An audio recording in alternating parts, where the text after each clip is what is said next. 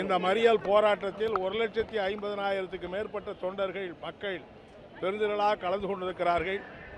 நிர்மலா சீதாராமன் அவர்கள் சமர்ப்பித்திருக்கிற அந்த நிதிநிலை அறிக்கை இந்த நாட்டினுடைய கூட்டாட்சி தத்துவத்தை கேவலப்படுத்துகிறது, தமிழ்நாட்டை புறக்கணிக்கிறது, கேரளா உள்ளிட்ட எதிர்க்கட்சிகள் ஆளுகிற மாநிலங்களை மொத்தமாக புறக்கணித்திருக்கிறது. இந்த நாட்டிலே பாடுபட்டு உழைக்கக்கூடிய விவசாயிகளை வஞ்சித்திருக்கிறது, விவசாய தொழிலாளிகளை வஞ்சித்திருக்கிறது.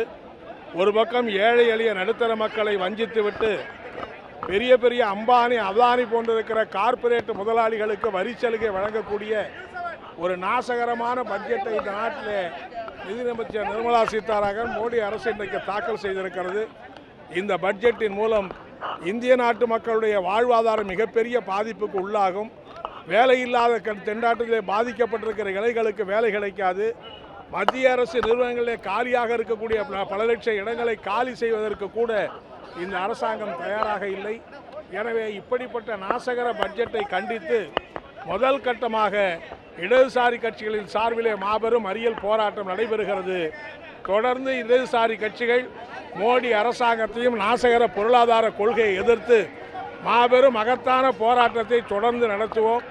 தமிழ்நாட்டுடைய முதலமைச்சர் இந்த நிதிநிலை அறிக்கையை கண்டித்து அறிக்கை விட்டது மட்டுமல்லாமல் நிதி ஆயோக் கூட்டத்தை புறக்கணித்திருக்கிற அந்த நடவடிக்கையும், அதை தொடர்ந்து எதிர்க்கட்சி முதலமைச்சர்கள் புறக்கணித்திருக்கிற நடவடிக்கையும் இடதுசாரி கட்சிகளின் சார்பிலே நாங்கள் வரவேற்கிறோம், பாராட்டுகிறோம்.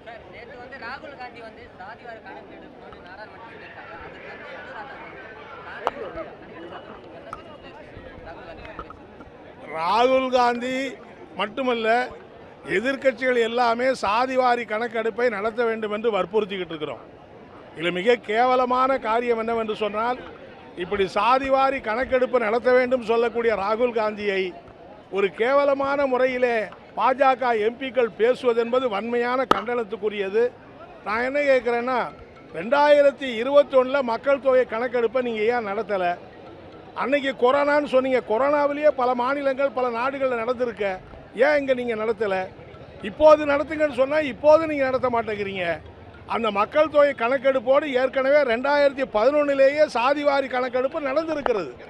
இப்போது பிஜேபி அரசாங்கம் வந்த பிறகு ஏன் அதை நீங்கள் கிடப்பில் போடுறீங்கன்னா, பிற்படுத்தப்பட்ட பட்டியலின பழங்குடி மக்கள் மேலே எழுந்து வந்து விடக்கூடாது என்பதற்காகத்தான். ஒரு வஞ்சக நோக்கத்தோடு வர்ணாசிர தர்மத்தை தூக்கி பிடிக்கிற முறையிலே அந்த கணக்கெடுப்பை நடத்த மறுக்கிறார்கள். இதை வற்புறுத்துகிற ராகுல் காந்தி உள்ளிட்ட எதிர்க்கட்சிகளை ரொம்ப வாய் கூசக்கூடிய வார்த்தைகளை விமர்சிப்பதை வன்மையாக கண்டிக்கிறோம். இல்லை, இந்த கேரளாவில் ஏற்பட்டிருக்கிற ஒரு தேசிய பேரிடர் உண்மையிலேயே இதுவரைக்கும் இந்தியாவில் இப்படிப்பட்ட ஒரு பேரிடர் ஏற்பட்டிருக்குமா என்றே சொல்ல முடியாது. அப்படிப்பட்ட பேரிடருக்கு கேள்விப்பட்ட உடனே நம்முடைய தமிழக முதலமைச்சர் அவர்கள் 5 கோடி ரூபாயும் மற்றும் நிவாரணப் பொருட்களையும் மீட்பு குழு அதிகாரிகள் 2 பல IAS அதிகாரிகள் உள்ளிட்ட மீட்பு குழுவினை இன்றைக்கு கேரளாவுக்கு அனுப்பியிருக்கிறார்கள்.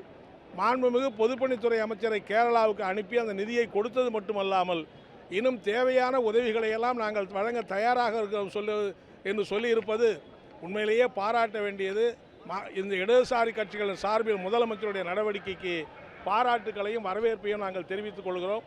ஆனால் அதே சமயத்தில் மத்திய உள்துறை அமைச்சர் இந்த இவ்வளவு பெரிய இடர்பாடு ஏற்பட்டிருக்கிற நேரத்தில் அரசியல் வியாபாரம் செய்யக்கூடிய முறையில் நாங்கள் உரிய அளவுக்கு எச்சரிக்கை கொடுத்தோம், ஏதோ கேரளா அரசு பின்பற்றவில்லை என்று இயற்கையினால் ஏற்பட்டிருக்கிற இந்த இடர்பாடுடைய பாரத்தை முழுவதும் இடதுசாரி அரசாங்கத்தின் மீது தூக்கி போடுகிற ஒரு கேவலமான அரசியல் வியாபாரத்தை, அரசியல் பிழையை மத்திய அமைச்சர் உள்துறை அமைச்சர் செய்திருப்பதை நாங்கள் வன்மையாக கண்டிக்கிறோம்.